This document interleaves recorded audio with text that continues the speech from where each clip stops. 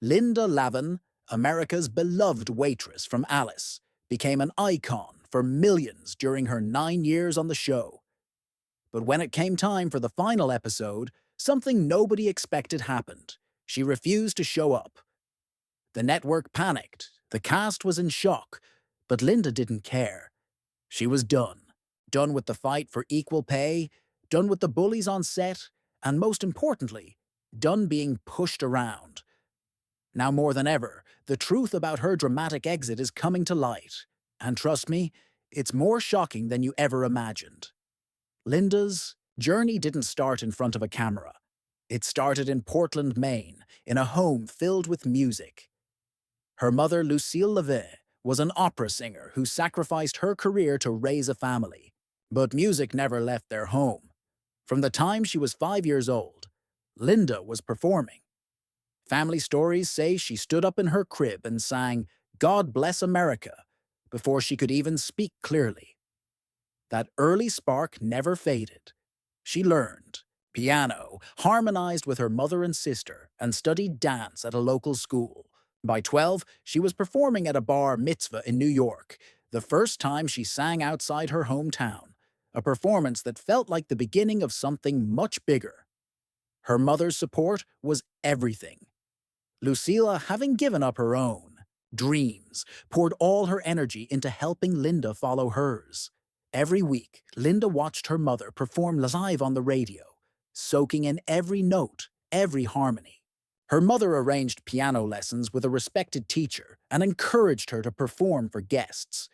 For Linda, the stage became a place where attention equaled love, and it wasn't long before the stage loved her back.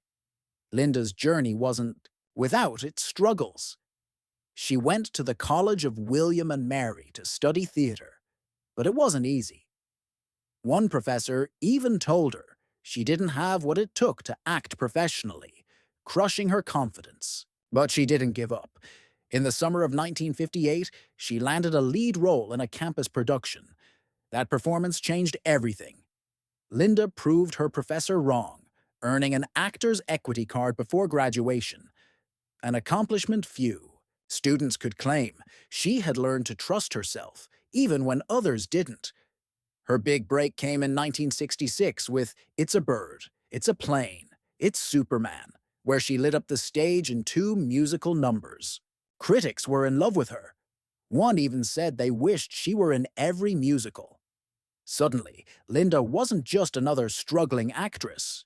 She had arrived. Later, her performance in the cult favorite song The Boy From, written by Stephen Sondheim, cemented her place as a performer to watch. The song became a favorite, and Linda even revisited it decades later for Sondheim's 90th birthday celebration. In 1976, Linda Lavin found herself at a crossroads.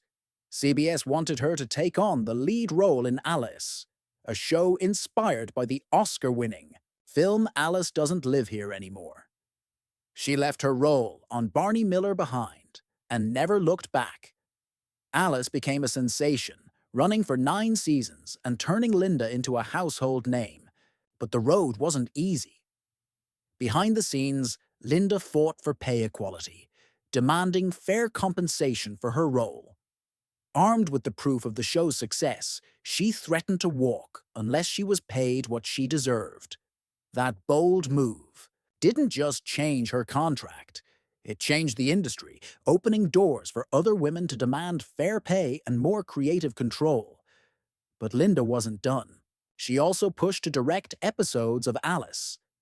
Despite the studio's doubts, insisting she didn't have enough experience, she directed her first episode in 1980.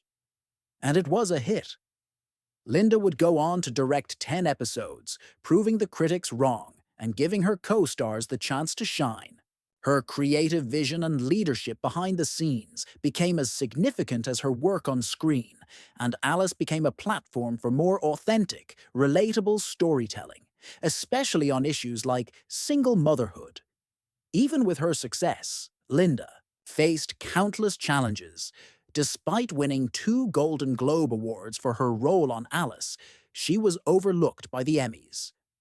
Linda's refusal to be defined by these snubs became one of her trademarks. She moved on, finding success in Broadway plays like Broadway Bound, 1987, where her powerful performance earned her a Tony Award. But not everything went according to plan. In 1992, Linda was cast in Kiss of the Spider Woman. But after just 3 weeks, she was fired for raising concerns about the script. The theater world took sides, and Linda was left to reflect on what could have been. Even in the face of professional setbacks, Linda's resilience never faltered. Her performance in Death Dying Acts, 1995, showed the world that nothing could stop her. When she collapsed mid-scene during a preview, doctors said she needed rest. But just hours later, she was back on stage, finishing the performance like nothing had happened. That night, Linda solidified her place in theater history, not just for her talent, but for her unwavering perseverance. Linda continued to push creative boundaries even in her later years. In 2019, she joined Netflix's Santa Clarita Diet as a zombie grandma, bringing humor and heart to a new generation of viewers. But even in her 80s, she was still pushing herself. She took on roles like Norma in Be Positive, 2020, where she became one of the oldest primetime TV leads. Despite the show's cancellation, Linda's performance was widely praised. In her final years, Linda faced a devastating diagnosis, terminal lung cancer. But rather than step back, she chose to write her condition into the script of her final role on Mid-Century Modern. She wanted her character to die the same way she would, peacefully, with love. In her final moments, she shared her personal goodbye with the world, singing We'll Meet Again in a raw, unpolished recording made during the pandemic. It wasn't just a performance, it was Linda's last gift to her audience, a final act of love and courage. Linda Lavin's story is a testament to the power of perseverance, creativity, and authenticity. She wasn't just a star, she was a trailblazer, changing the landscape for women in television and theater. From fighting for equal pay to challenging herself with new roles, Linda proved that talent isn't bound by age or circumstance. She lived with heart, humor, and grit, leaving behind a legacy that will inspire generations to come. Don't miss out on more incredible stories like Linda's. Subscribe now and hit the bell to stay updated with the latest in Hollywood's hidden truths and untold stories.